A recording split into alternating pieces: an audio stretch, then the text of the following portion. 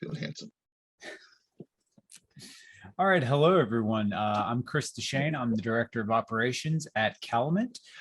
We have one of our artists with us today, Kane Mayfield, who is also the host of Public School on Token Smart, the Discord channel. He puts on an amazing show, very entertaining. And we just wanted to get Kane on here to share some of his expertise. He's done a little bit of everything from finance to music. He's a rapper as well, several other things. But we're just here to discover a little bit about him and what he can share with the community and growing in this space. So hi, Kane, how are you? Thank you for not mentioning my OnlyFans. I'm trying to move away from it as a business. I didn't want to put anybody through that just so happened to go find their loss. Their loss, because I'm working it. You are a good looking man there, and that beard, like, oh my God, I can't grow a beard. I lose the hat, but I like the hat. Yeah, well, hat. I didn't tell you to lose the hat. I just said it was. You didn't say lose it, but you implied hat disapproval. It's very I like it. I like it. It makes your eyes pop, and that beautiful smile you've got there. Thank you. Mm-hmm. So it takes some of the accentuation off my big eyebrows too. Big eyebrow. Oh God, let's not talk about mine either. So Kane, where did you get your start? Let us know a little bit about Kane. My name comes from something my cousins just used to call me, and I can't remember why. Back then, you just got a nickname, anything. I know people who their feet smelled one time in 1991, and we've been calling them Stink for 30 years. So, like, he's a grown man, still got kids. People call him Stink. It's crazy. Kane was my name for whatever reason. And the Mayfield part came from, you know, when you're the only one of your friends with a car? Like, what I'm playing on the radio is what's on the radio. You don't like it, you can take the bus, play whatever you want. Right. I played the Curtis Mayfield Superfly soundtrack for a whole summer. Now you could change the song. You want this too? I give you a little disc two love, but it's not coming out, and we're not playing the radio. I'm in New York, so it's like I'm gonna call Kane Mayfield over here, and it just stuck. So when they said, "What's your rap name?" I was like, "Well, I don't have one." Well, what do they call you? And I said, "Well, my friends call me Kane." And at that point, there was like 5 different Kanes in rap. There were too many Kanes. Not Big Daddy either. There's a bunch of subdivision Kanes. It's like too many Kanes. I was like, Kane Mayfield. Like, oh, that's cool. And I was like, no, it's not. It's stupid. That is cool. And I just learned something new about you. We've talked 1,000 times, and I had no idea. So, yeah. If you could, Chris. So, Oh my God, I had no idea. That's incredible. So Chris and Chris, we're Chris squared or some cute shit that we can come up with. Patron saint of travelers. Saint Christopher. I did have the anyway. We won't go down that road, but I used to have the patron saint, a couple medallions and stuff when I was in the Marine Corps. So I had them as well. The actual story of St. Christopher, though, we're not going to get into it. We'll talk offline, but hell of a story. Really? Well, dude, like, really good. You know what? Real quick. So this guy, big guy, strong guy, right? His name was Reprobus. And he used to work for this king, doing all kinds of wicked shit for the king, right? And he didn't care because he's a big, strong guy, merciless, fearless, right? One day, they're going into battle, and the king is scared. And he catches them in his tent praying to keep the devil off him. He's like, can't work for no bitch. This guy's obviously afraid of the devil. So, being of sound purpose, he quits and goes to go work for the devil. Real easy to find. Found the devil just like that. Devil damn near found him. Worked for the devil for a long time. One day, devil gets into a skirmish with these guys, and they start praying. Devil gets scared. He's like, what are you scared of? Well, they're praying to Jesus. And he's like, what's with these guys? You're afraid of this Jesus? Really? Quits, goes to go find Jesus. Don't know how to find him. Way harder to find than the devil. Comes across a guy, says, you want to find Jesus, just do good things for others. So he's a big guy, and he starts helping people cross this river back and forth, back and forth. Some people say on his back, some people say in a boat, legends, folklore, yada, yada. One day, this little kid wants to cross, don't have the money for the fare. He says, doing good works for others, got your kid on the house, got you covered. Takes him across. And the kid is the heaviest thing he's ever carried. Every step harder than the last. Every step with his walking stick, you see in the emblem, right? He gets across the other side, plants his stick down, joint turns into a tree. The kid was Jesus. The weight was the sins of the world. And that's how he became the patron saint of travelers. That's incredible. That is incredible. Huh. See, you know, You see, all that money they spent on tuition for Catholic school, it doesn't go to waste. I'm full of useless nonsense like that. Well, you know what, Ken, you're actually a lot smarter than you put on. I will throw that out there that, you know, you put on this facade that, you know, you've got this kind of dumb persona that you play a lot. And that's where public school, where the name public school came from. That was you joking about, oh, I went to public school. I went to public school. I'm not smart enough for that. But every time I talk to you, I learn something new. So it's absolutely incredible.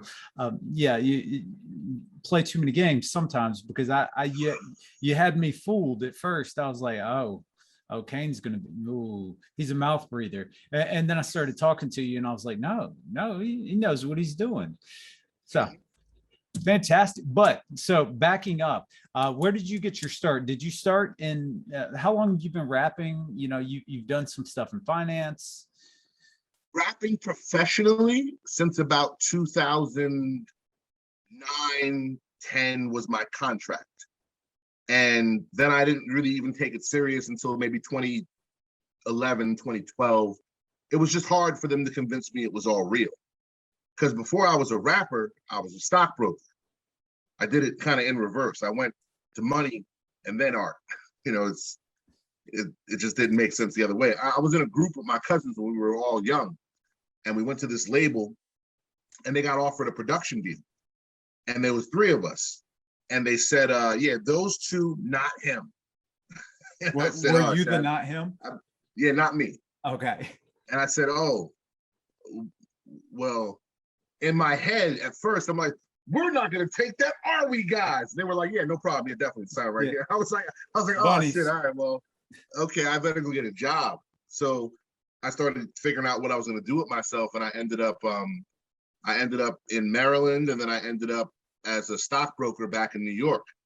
And I did that for a while, and I was okay at it. I was never like a huge, you know, pardon the parlance, but a big swinging dick. I was never that guy. I was a jobbing guy. I mean, I made a decent living, but I was new. I was young, scrappy guys with a lifeblood. I mean, we made the dials, we opened the accounts, we did some of the second trades, the bigger we got. And I lived in that, and it was like a cult. So you live in that world. All your friends are brokers because no one else is going to really understand what you're going through. You end up marrying your sales assistant. It's a whole lock and step lifestyle that's kind of laid out for you, but the guys in it are doing well, so you just get it and you stay in the bubble, because outside of it seems boring. It's like being in the mafia.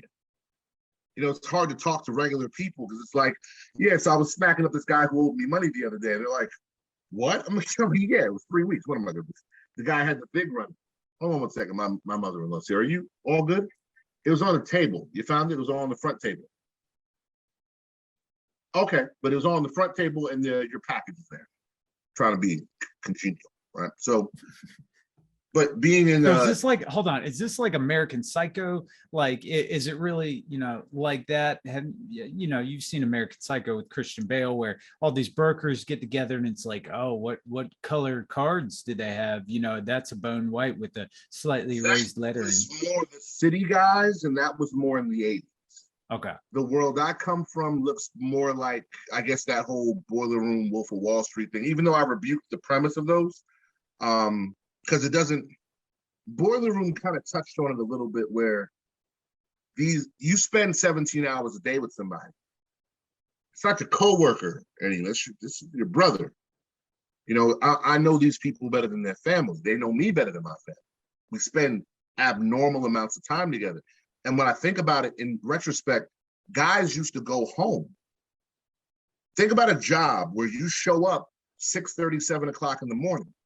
Breakfast ate, Wall Street Journal read, coffee drank. You're ready to roll an hour before the bell because you're calling the Caribbean. Then you work from then with no breaks straight till the close of market. Then everyone kind of gets up. Some guys keep working if they're busy, and other guys go to the gym, go home and eat dinner, and then come back to work at like 6:30, 7 o'clock. Well, Kane, if I didn't work from my house, that would be the story of my life. Going from 7 in the morning till 2 or 3 in the morning every single day. My wife is like, we work in the same house. I don't ever see you. I'm like, sorry, just trying to catch up. And so, yeah, I relate to that. That hits home for me. So yes, I understand what you're saying. Hey, on the couch. Sorry. I don't have toiletries where there should be. No one's been here. I've been here by myself, so I've been living like a real animal. The whole bachelor life, and yeah, that's all we got. That's what we're rolling with. Oh no, well I'm just we're living like real vulgarians in here. That's how I like it. So I got my hat on. Yeah, when she starts doing dishes, that's when it's real bad. When your mother-in-law comes over and starts doing dishes because you're living like an animal. Happened to me a couple times. Yeah. Yeah. Anyway, go ahead. Yuck.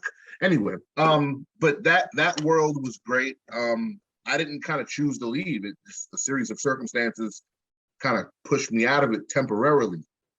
And then I just never ended up going back. And then I fell into mortgages. Mortgages was a similar locker room environment.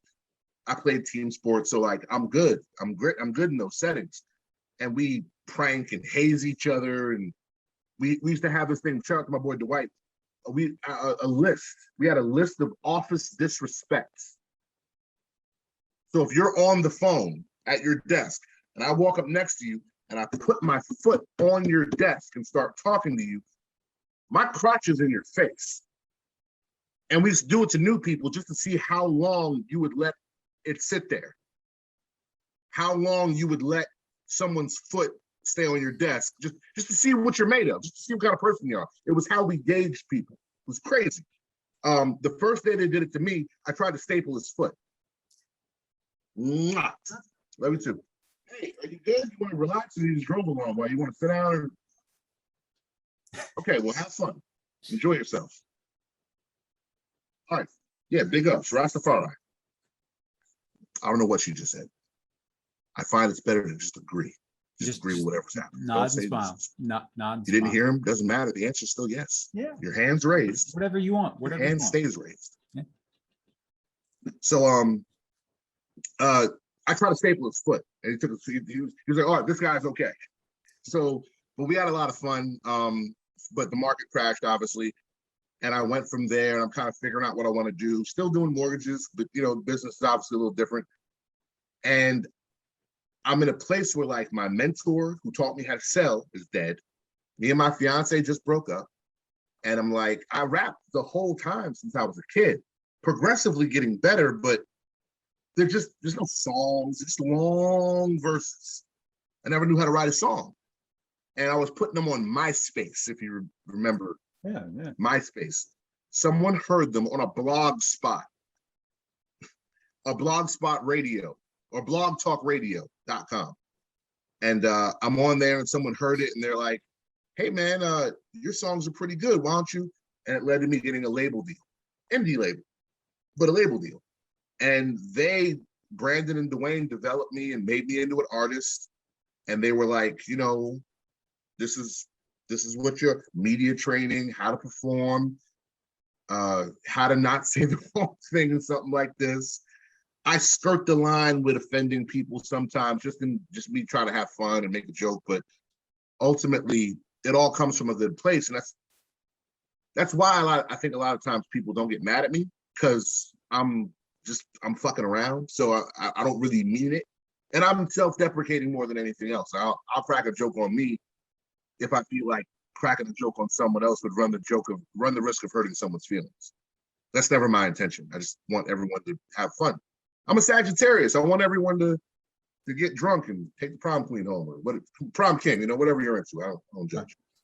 Kalamint loves everybody. And Kalamint does love everybody. So how did you end up getting into the NFT space? Reluctantly.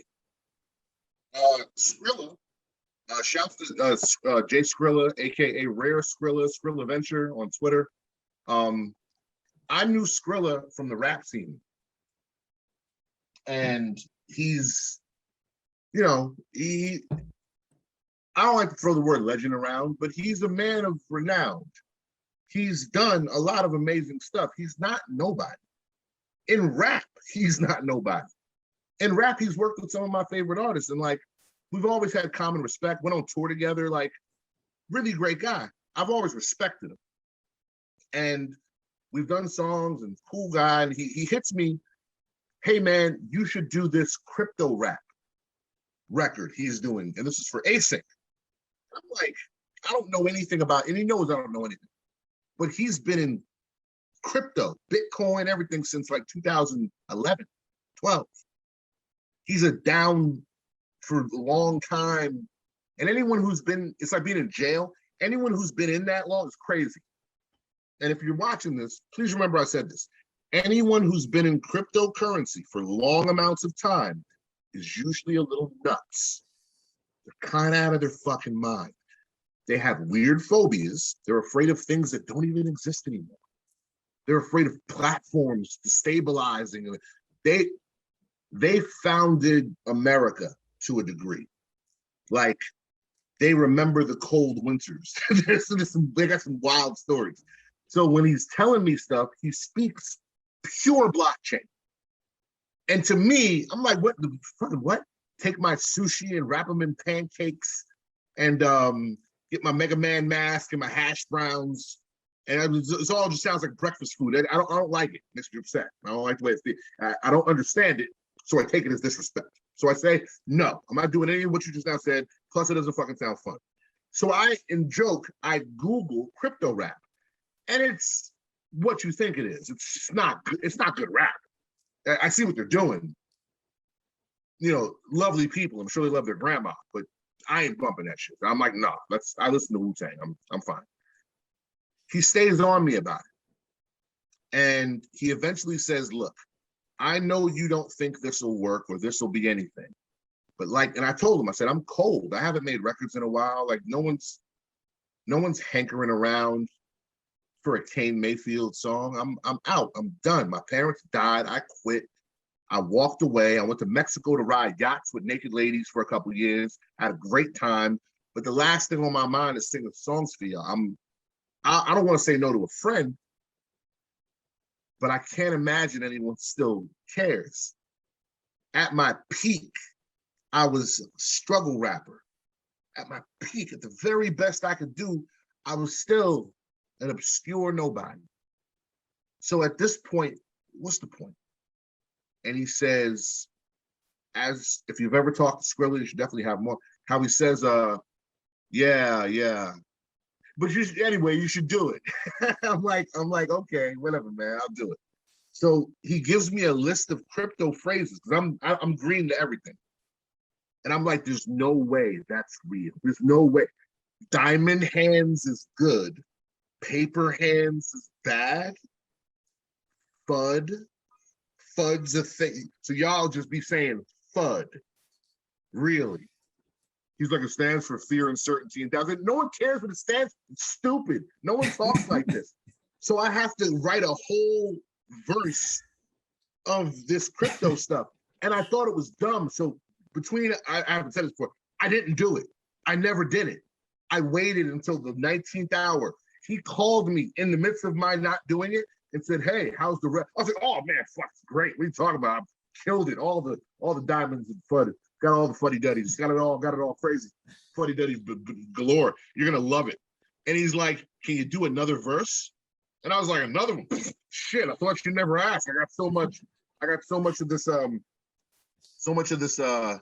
this hopium. Yeah, this hopium that I got to get it out. Yeah. So then he calls me and is like, yo, I need it like in 3 days. And I was like, fuck. All right. Okay. Better get to work. Yeah.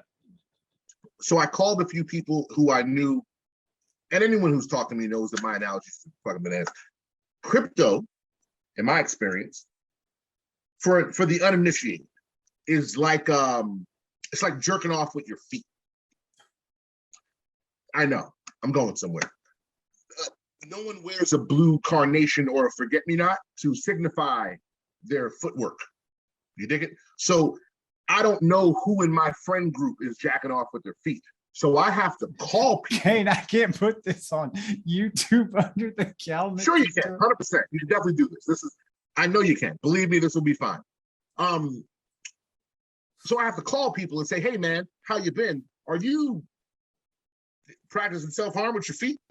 And they're like, no, what? You're crazy. That's gonna mess you up. You're gonna lose money. I go, all right, no problem.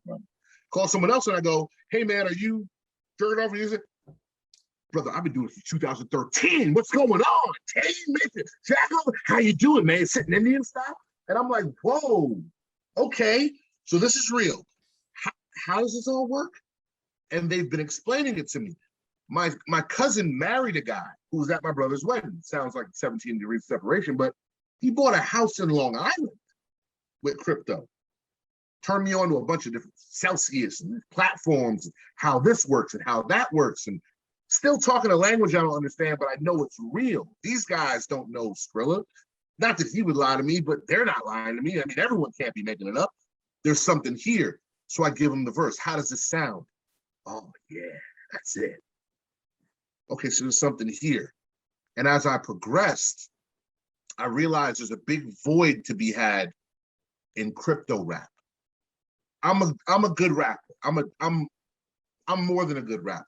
I'm very proficient when it comes to being an MC. It's one of my finer qualities. Some would say my finest quality. The fact that I see this early, and I've never been early before. I was a stockbroker, late. I was a mortgage broker, late. I was an MC, late. I was all these industries and these things. Good as I was, the party was over. Now I made the after party pop as best as I could, but it was never, I never hit my moment in my mind. You know, and everyone, we're 80s, I'm an 80s kid. We're all supposed to be rock stars and millionaires, but I just never felt like I achieved what I could for what I'm capable of. And I found that spark in crypto. But I was still riddled with doubt. And that's where Kalamint kind of came in. I was using these old cover pictures and sending them to Fiverr and hollering at graphic designers I know who love me or owe me favors. And I'm doing all this workaround stuff to really just shirk the responsibility of the visual aspect of the art, because I don't believe I'm a visual artist. I'm not that guy. That's not what I do. I make the rap, and I gotta get this for the NFT. And I treated it like it was cleaning my room or the dishes, which I can't believe she walked past those dishes. They're absolutely terrible. It's really bad out there. I don't even go in the kitchen because it's fucking, I just order food from DoorDash. It's really bad. Point is, Calum and how I met you was the day prior, someone was spreading a little FUD, little Kalamint FUD. And this is during the Hickanunk shutdown. And they're, oh, never go over there, never go over there, never. And I'm a people person. You're going a little hard trying to keep me away from something. Why? What's the reason? You don't have a reason. So I go, okay. I see ST in a room, and I love ST. So I go join her. Just I love kick ST some shits too. and giggles. Yeah. And it's a Kalamint room. I go, hey, I heard about this. And I ask you a direct question. Because you said to me, well, when are you coming to Kalamint? And I said, do I don't sound know. like that, Kane? Do I sound like that? Not Okay, right now, and not with the face you're currently making. No. I might. Go when ahead. you make that face, you don't sound anything like that. But you definitely sound like that day. I mean, I do a very good you. So you said, when are you coming to Kalamint? Or something to that effect. And I said, hey, I heard you guys can't burn stuff. Back when, I mean, you're watching this in the future, once upon a time, you couldn't burn on Kalamint. It was a thing. Didn't really matter because you can't truly burn anything anywhere. Exactly. But most people don't grab the reality of that. And I didn't at the time. Chris broke it down for me in a very eloquent fashion, satisfied my question because it was a dumb question anyway. Not a dumb question, no question's dumb, but the question isn't based on a real fear. What am I really afraid of? Nothing. So there's no reason not to mint there. So I do. But I had nothing. And I've told you the story before. I had no more art. I had one piece still out at Fiverr, wouldn't be back. And I kind of verbally got caught up in the excitement of the room and promised you some work. So I had to make one. So I start, well, let me just see if I can whip something up. And that was the first thing I did on there, which I think was black powder. And that was my Kalamint Genesis. And it sold. And then I made another one on my own with no one's help. And it sold. The sales aren't the reason. The sales provided me confirmation in a manner my brain would quickly accept that I can make art. And since then, I've made everything. And I've made it all. I've made it all. And my guy from Fiverr stepped around Fiverr to email me, hey, bro, what's going on? Dude to Afghanistan. He's like, yo, what's happening? You know, I thought we were going to be doing. I'm like, yo, I'm good. I might use you for something here and there, but I'm good. I got this. And there's nothing like the hands being taken off the handlebars of your bike and someone kind of just saying, you got this. And you start kicking your feet and pedaling, and then you kind of look up and you realize you're riding by yourself. That's a really important moment and a feeling that I kind of wish for everybody. But I couldn't have done it without the community. So for me, Kalamint is less about the features and bells and whistles and what features you have today or might have tomorrow. Or I think that shit is nice. I think it's great. And I've spent enough time talking to the people, you and the people who make the shit that we're all yelling at y'all to fucking do, to know you'll build it when you can build it safely. You'll build it when you can build it without it being wrong. You won't slap the house together poorly because it'll collapse on me and kill my family or my art, which supports my family. So I'm not worried about that stuff. It's like the Marcus Lemonis thing, the people process product. Mine is just people product. The people who are around, the people who will be around because of the people who are around, and the product. I think the product's great, but it's the people that make Kalamint what it is. I've never been in a situation, because I have tons of questions. I'm brand new. I don't come from this industry. I don't know anything about what's right or what's real. We had a conversation about copy minting the other day. Some guys are like, I copy mint all the time, bro. And I'm like, whoa, you should never do that. And I know that, so you're definitely wrong. And there's systems in place to help new people. And I feel like if you're new to crypto, you're new to NFTs, you're new to virtual assets, you're new to virtual art, especially if you do music. There are very few places that are as welcoming as Kalamint because of the people that are there. The house is great, but there's houses like it. Not exactly, better roof. You know, there's amenities that make the platform better, but there aren't amenities that make the people better anywhere else, in my experience. So, because it's we happy appreciate without that. I like that analogy. You may have the nicest house in the world, but if you're inside with a bunch of strangers, it's still not your house. But yeah, if you're there with your family, it's a much better experience. It doesn't matter, and we are constantly adding. We are building, around the artist. As you know, I think you've seen me in a whole bunch of rooms saying, "Hey, what do you want to see? What do you want to see?" And yeah, we try to be there, and we always have somebody monitoring our Telegram, our Discord. Our Clubhouse rooms are always open, but we have an amazing community, and very glad that you're part of that community, Kane. And we've got a lot of big things coming up, and with everything that was just said, I would like to ask you, do you have any advice for maybe new musicians, new artists? What's going to help them as they enter this space? You have to remember your why. And not you've heard that before, but not this way. Your why for why you create and how you create and that's your business. Got nothing to do with me. Not that I don't care. It's just none of my business. You got to remember your why as far as what you're creating for the purpose of selling. Your art, if music is audio, your file size becomes extremely important.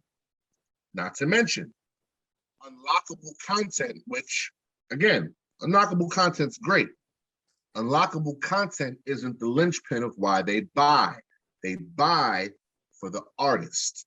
So you have to stay active in the community. I got really hung up on a lot of the endless rainbow of possibilities of the space, the tech. I love tech. Big Stargate nerd, seen every episode 50 times. Love all this stuff, right?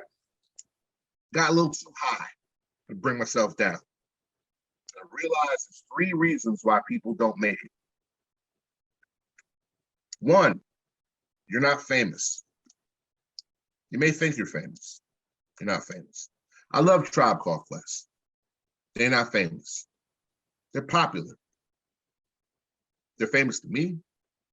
De La Soul. I'm from Amityville. You don't get bigger than that in my world. They're not famous. They're just popular.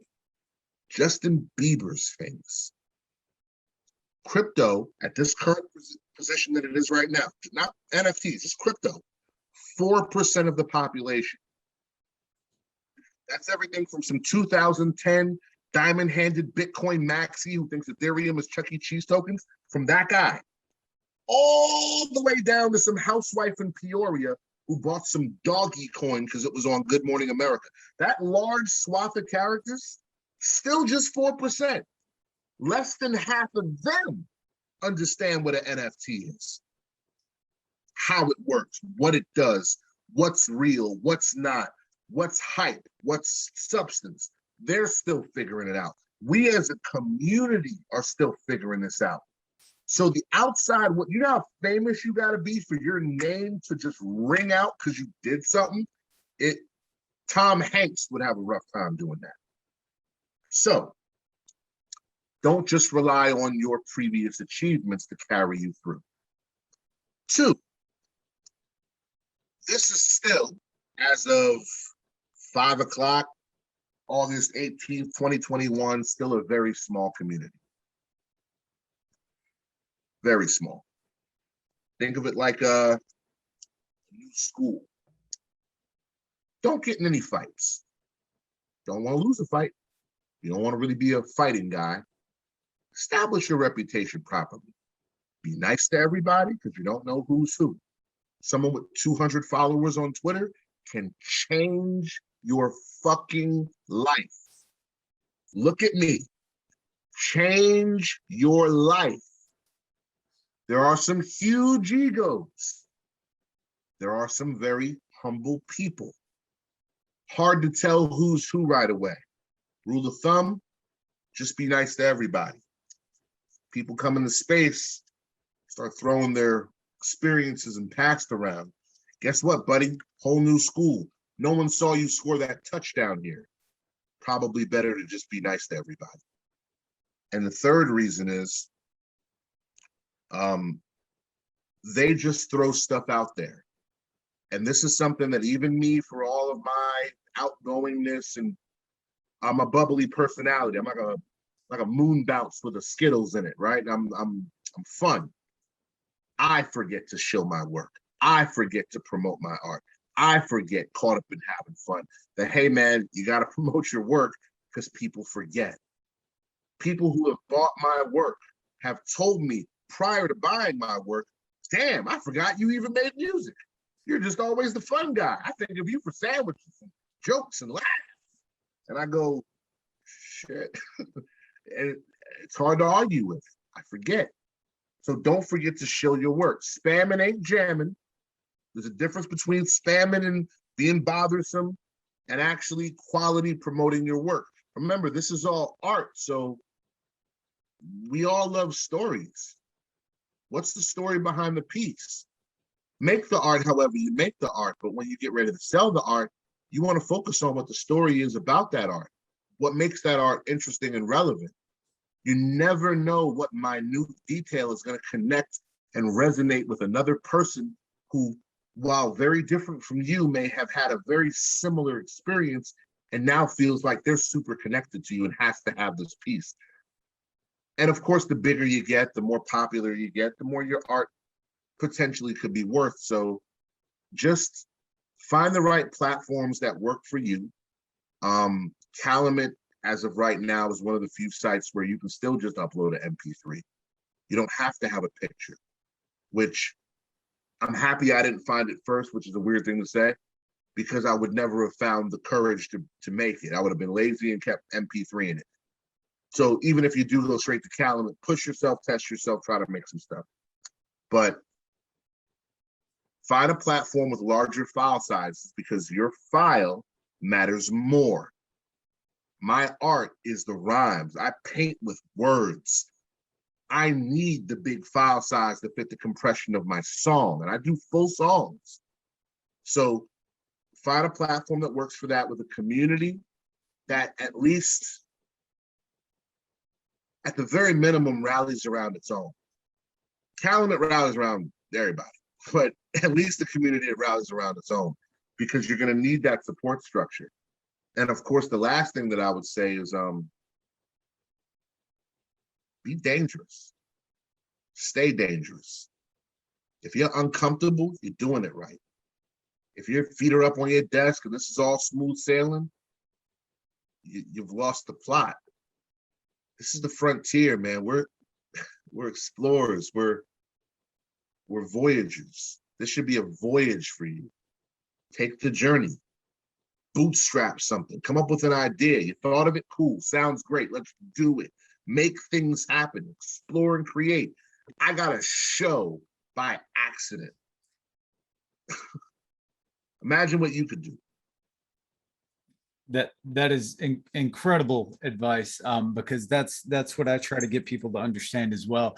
When you can get a collector to connect with the piece or connect with you as an artist, that's when your art starts to sell. There's thousands of people out here, and I love that hat. That's a fantastic hat. Looks great it's on like you. a blossom hat, but for fat black guys.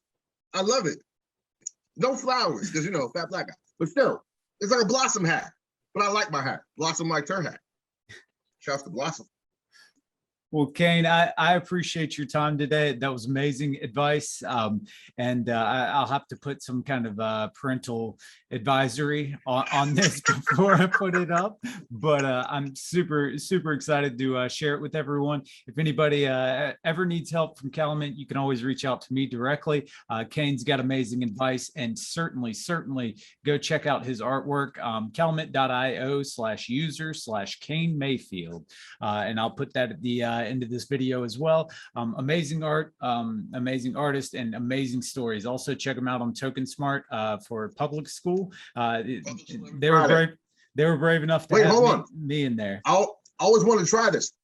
Put my tag thingy with my name and stuff. Put it there. Hold on, not yet. Right. I never got a chance to do that before. I hope it turned out cool in post. That was some wild shit to do. I want to see it. I want to Hadouken my name. Also, throw some lightning bolts around like ha. I'm probably not gonna do the lightning bolts because I'm not an artist like that. I'll see if I can't figure it out, but I can't make promises. But Kane, I can't hear you. What? I have lightning bolts. If you'd like some, I can send them over. Oh yeah, I might need some lightning bolts. You're the best, Kane. I appreciate it. And we'll see you soon. Gonna have a clubhouse later. Hope to see you in there. Of course.